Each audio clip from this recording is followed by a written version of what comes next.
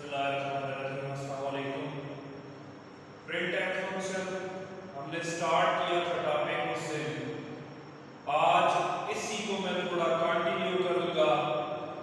एक प्रोग्राम हम बनाएंगे जिसमें प्रिंट एफ को कैसे अप्लाई करते हैं ये भी सारा बीच में आ जाएगा।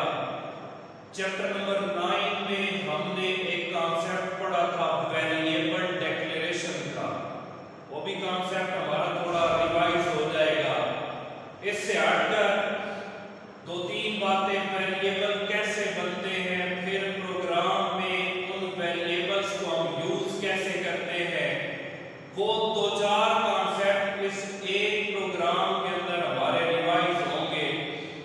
और बार बार मैं इसी बात पे फोकस कर रहा हूं कि ये जो प्रिंट एफ का टॉपिक है ये मोस्ट इंपॉर्टेंट टॉपिक है अगर हमने प्रोग्रामिंग को समझना है, क्योंकि हमारे सिलेबस के अंदर 100-120 के करीब प्रोग्राम्स हैं और आपके एनुअल पेपर्स में एक प्रोग्राम लॉन्ग क्वेश्चन में भी आता है जिसकी हमने कोडिंग करनी होती है।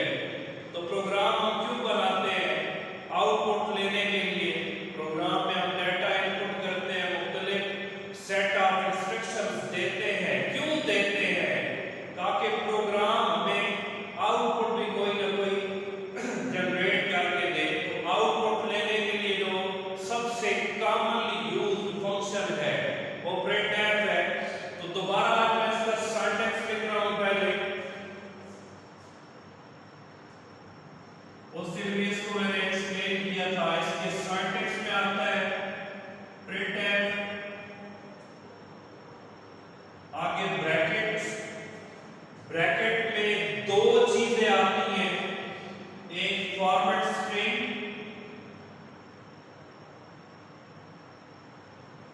और सेकंड आगे वेरिएबल्स के नाम आएंगे। अगर सिंगल वेरिएबल है तो सिंपल एक नाम हम लिख देंगे। अगर मल्टीपल वेरिएबल्स हैं तो उनके नाम लिखकर हर वेरिएबल का नाम हम सेपरेट कैसे करेंगे? कॉमा लगाकर variable 1 comma variable 2 and so on आगे चलता जाएगा और एंड पे सेमी कॉलन। फॉर्मेट स्ट्रिंग इसको हमेशा डबल कोटेशन मार्क्स के अंदर लिखा जाता है और फॉर्मेट स्ट्रिंग में तीन चीजें आती हैं। एक टेक्स्ट आता है, फॉर्मेट स्पेसिफायर,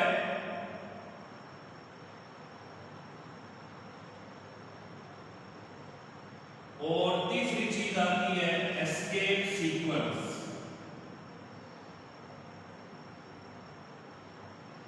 तो मैंने आपको बताया था कि फॉर्मेट स्ट्रिंग के अंदर ये तीनों चीजें इकट्ठी भी आ सकती हैं। टेक्स्ट आ सकता है, फॉर्मेट स्पेसिफायर, साथ एस्केप सीक्वेंस। एक प्रिंटफ फंक्शन जब हम यूज करेंगे तो ये तीनों चीजें इकट्ठी भी आ सकती है उसमें। इनमें से कोई एक चीज भी आ सकती है। फॉर एग्जांपल टेक्स्ट आ सकता है, printf के बाद मैं लिख दूं डबल कोटेशन मार्क्स के अंदर आई लव पाकिस्तान, तो स्क्रीन पे आउटपुट मुझे डिस्प्ले हो जाएगी आई लव पाकिस्तान लिखा हुआ आ जाएगा। printf के बाद फॉर्मेट स्पेसिफायर भी सिर्फ आ सकता है, साथ एक वेरिएबल का नाम आएगा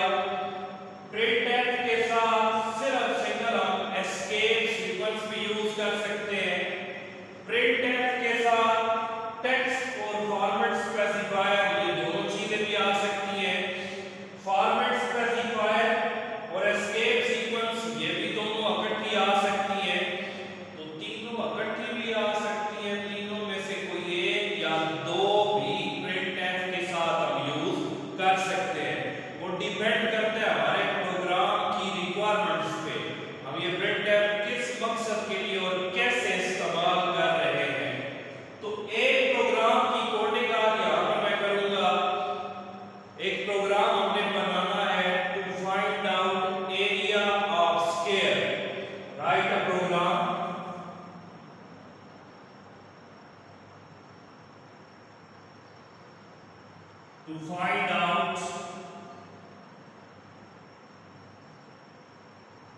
area of square. तो सिंपल अगर हम देखें एरिया ऑफ स्क्वायर कैलकुलेट करने के लिए सिंपल सा फार्मूला होता है हाइट मल्टीप्लाइड बाय विड्थ। तो इसी को हमने कोडिंग इसकी कैसे करनी है, कहां से हम स्टार्ट लेंगे, तो स्टार्ट अपने स्ट्रक्चर में पड़ा हुआ है कि पहले प्री प्रोसेसर डायरेक्टिव लिखा जाता है, फिर मेन फंक्शन, फिर प्रोग्राम बॉडी की स्टेटमेंट्स आएंगे।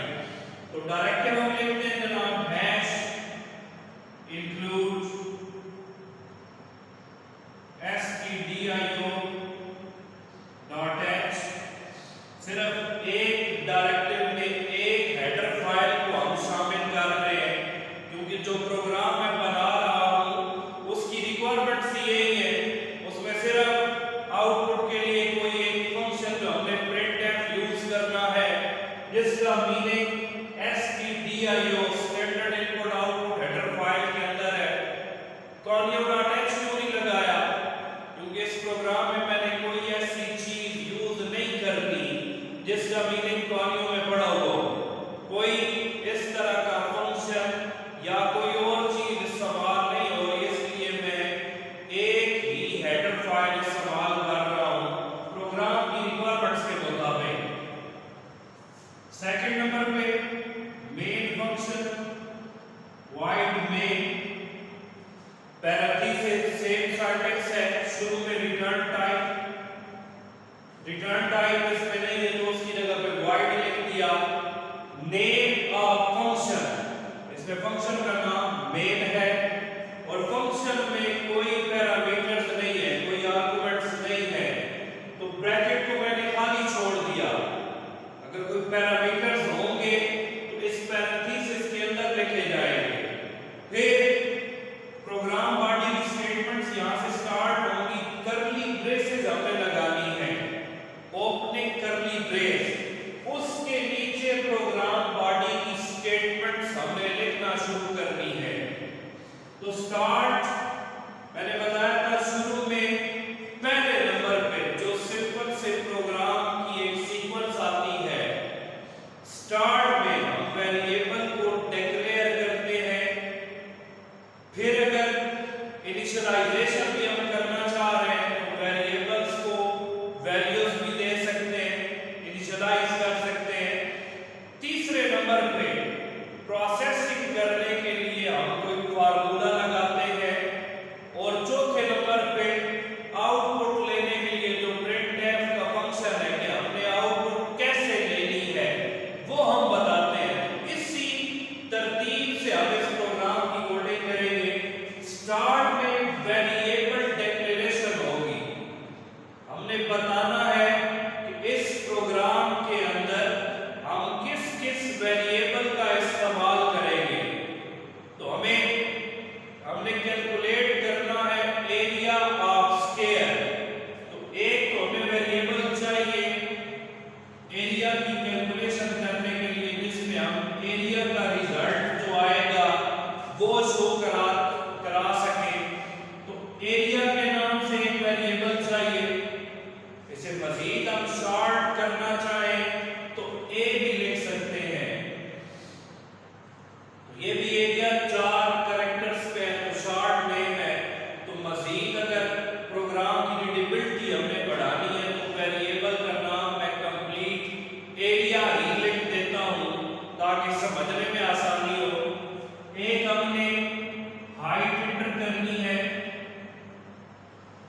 इसके लिए या वेरिएबल का नाम हाइट में रख दूं, h भी लिख सकता हूं, और एक हमने विड्थ एंटर करनी है, इसके लिए वेरिएबल का नाम मैं w भी बना सकता हूं। तो अगर पूरा नाम हाइट रख दें, विड्थ रख दें, एरिया रख दें तो ऐसे भी कर सकते हैं, इससे रीडेबिलिटी बढ़ेगी। और सिंपल अगर आप सिंगल कैरेक्टर में वेरिएबल्स को नाम देना चाहते हैं तो सिंपल नाम देंगे एरिया के लिए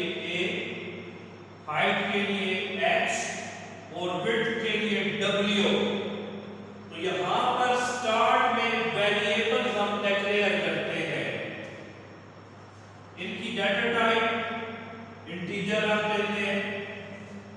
वेरिएबल डिक्लेरेशन का सिंटैक्स मैं यहां पर रिपीट कर दूं आपको। सिंटैक्स किसका? वेरिएबल डिक्लेरेशन का।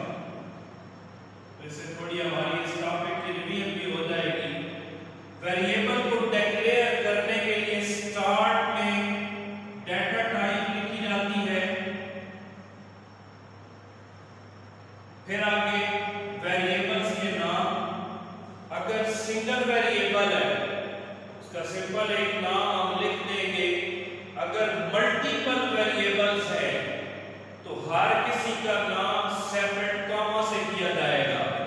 Variable 1 comma variable 2 and so on, आगे सेमीकोलन एंड।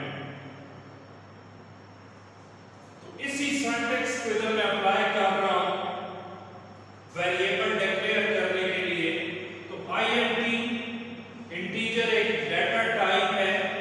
इट मींस इसमें जो वैल्यूज का रिजल्ट मैं लेना चाह रहा हूं, जो वेरिएबल बना रहा हूं, उनकी डाटा टाइप अगर मैंने इंटीजर रखी है उसमें फिर डेसिमल पॉइंट वाली वैल्यूज नहीं आ सकती। इंटीजर एरिया के लिए वेरिएबल a, कामा हाइट के लिए h, कामा विड्थ के लिए w और एंड पे सेमीकोलन।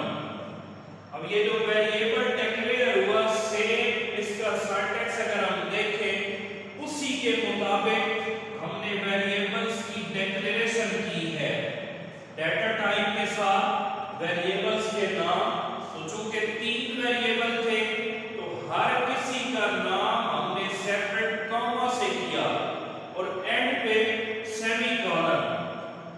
अब वेरिएबल की इनिशियलाइजेशन हमने करनी है, तो या तो डायरेक्टली वेरिएबल को इनिशियलाइज कर दिया जाता है। Integer a is equal to 10 comma f, a को हमने फाइंड आउट करना है, h is equal to 20, w is equal to 10। इस तरह से भी कर सकते हैं। अलग से इनकी इनिशियलाइजेशन में कर रहा हूं h हाइट हमने एंटर करनी है, h इज इक्वल टू 10,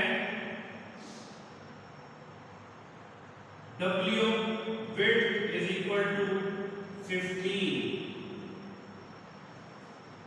अब इनको वैल्यू मैंने असाइन कर दी। हाइट कितनी एंटर कर रहा हूं 10, width कितनी एंटर की जा रही है 15। अब वैल्यूज तो हमने इनपुट कर दी। अब इनका हमने रिजल्ट निकालना है और इनका रिजल्ट शो हमने करना है एक वेरिएबल का नाम हमने बनाया हुआ है a के नाम से एरिया के अंदर। तो सिंपल यहां पर formula a is equal to height, static multiplication के लिए यूज होता है, मल्टीप्लाइड बाय विड्थ एंड पे सेमीकोलन। वेरिएबल की डिक्लेरेशन हुई। इन वेरिएबल्स को हमने असाइनमेंट ऑपरेटर्स की मदद से वैल्यूज असाइन कर दी। नीचे इनकी आउटपुट जनरेट करने के लिए, कैलकुलेट करने के लिए मैंने फार्मूला लगा दिया। अब 10 मल्टीप्लाइड बाय 15, 150 आंसर किस वेरिएबल में स्टोर होगा? a के नाम से जो वेरिएबल है। फार्मूले में मल्टीप्लाई करने के बाद तो इसका जो रिजल्ट है वो a के नाम से जो वेरिएबल हमने बनाया हुआ है उसके अंदर स्टोर करेगा। अब हमने इस रिजल्ट को डिस्प्ले कराना है, स्क्रीन पे डिस्प्ले कराना है। तो आउटपुट डिस्प्ले कराने के लिए जो फंक्शन हम यूज करते हैं वो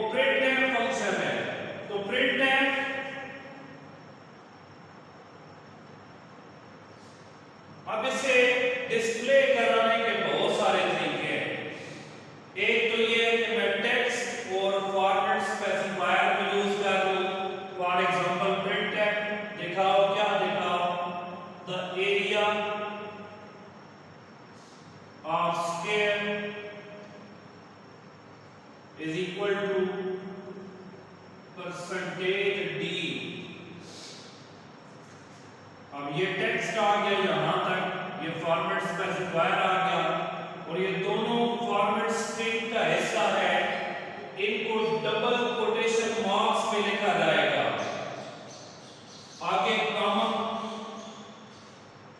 यहां पर इस फॉर्मेट स्पेसिफायर की जगह पे हमने किस वेरिएबल की वैल्यू डिस्प्ले करनी है। रिजल्ट हमें पता है a के नाम से जो वेरिएबल है उसमें स्टोर है, उसी की वैल्यू हमें यहां पर डिस्प्ले करानी है। तो आगे वेरिएबल का नाम आ जाएगा a, ब्रैकेट क्लोज, एंड पे सेमीकोलन, यहां पर भी कर्ली ब्रेसेस, ओपनिंग, जब स्टार्ट की स्टेटमेंट तो ओपनिंग ब्रेस लगाई, जब स्टेटमेंट एंड होगी तो क्लोजिंग कर्ली ब्रेस लगेगी। अगर हम प्रोग्राम को चलाएंगे तो इसकी आउटपुट क्या जनरेट होकर आएगी इस प्रोग्राम की। यहां पर मैं आउटपुट लिख रहा हूं,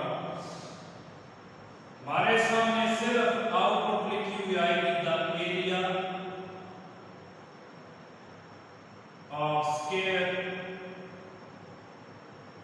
इज इक्वल टू, इसका जो रिजल्ट होगा 150 जो ए में स्टोर है। अब ये कैसे डिस्प्ले हुई?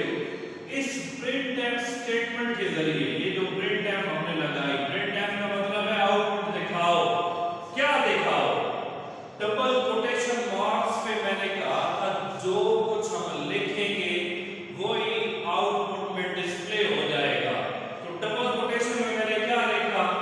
द एरिया ऑफ स्क्वायर, आगे बराबर का सिंबल, तो यहां पर लिखा हुआ आ गया द एरिया ऑफ स्क्वायर, आगे बराबर का सिंबल। अब परसेंटेज डी फॉर्मेट स्पेसिफायर है, ए के अंदर वैल्यू स्टोर की 150, जब आगे वेरिएबल का नाम मैंने a लिखा तो जो a में वैल्यू होगी वो यहां पर आ जाएगी। तो आगे रिजल्ट आ गया 150। अब बाकी सारा प्रोग्राम अगर सेम है, मैं इसको थोड़ा चेंज करता हूं प्रिंटफ वाली स्टेटमेंट को, बाकी सारी यही स्टेटमेंट सेम आ रही है।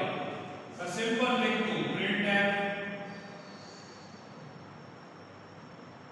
परसेंटेज डी, कॉमा, आगे वेरिएबल का नाम a। अब a में वैल्यू स्टोर है 150, a के अंदर वैल्यू स्टोर है 150। अब इसकी आउटपुट क्या जनरेट हो जाएगी? ये जो स्टेटमेंट हमने लगाई सिर्फ लिखा हुआ आएगा 150। क्यों? यहां पर मैं खुद बता रहा हूं प्रिंटफ दिखाओ, क्या दिखाओ? इसमें अब मैंने कोई टेक्स्ट इस्तेमाल नहीं किया। प्रिंटफ के बाद लिख दिया परसेंटेज डी, फॉर्मेट स्पेसिफायर लगाया, आगे वेरिएबल का नाम a और a में वैल्यू 150 स्टोर है। जब प्रोग्राम चलाएंगे तो a की वैल्यू से रिप्लेस करेंगे, आउटपुट हमें शो हो जाएगी 150। अब इधर मैंने मैसेज लिखा, टेक्स्ट लिखा, तो वो भी आउटपुट में आया। यहां पर मैंने टेक्स्ट नहीं लिखा तो जो रिक्वायर्ड चीज सिर्फ आउटपुट में वही डिस्प्ले हुई। तो ये प्रिंटफ का इस्तेमाल है प्रोग्राम्स के अंदर। अब अगर डबल आर्गुमेंट्स आ जाए, मतलब दो वेरिएबल्स है, एक कैरेक्टर वेरिएबल है, उसके अंदर वैल्यू स्टोर है a, एक कैरेक्टर वेरिएबल है, उसके अंदर वैल्यू स्टोर है a, b के नाम से वेरिएबल है, b is equal to a, और एक न्यूमेरिक वेरिएबल है इंटीजर में a के नाम से, इसमें वैल्यू स्टोर है 100। अब इन दोनों की वैल्यूज हमने डिस्प्ले करानी है, तो सिंपल में प्रिंटफ या तो सिंपल मैंने डिस्प्ले करानी है तो कैरेक्टर को डिस्प्ले करना है, तो उसके लिए फॉर्मेट स्पेसिफायर परसेंटेज सी होता है, और सेकंड पे इंटीजर में अमाउंट है, इसके लिए format specifier percentage D, double quotation marks, आगे कॉमा। अब इसका वेरिएबल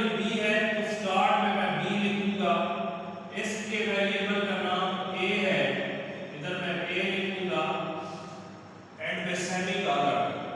अब जब प्रोग्राम चलेगा तो उसकी आउटपुट आएगी A100। कैसे आ गई?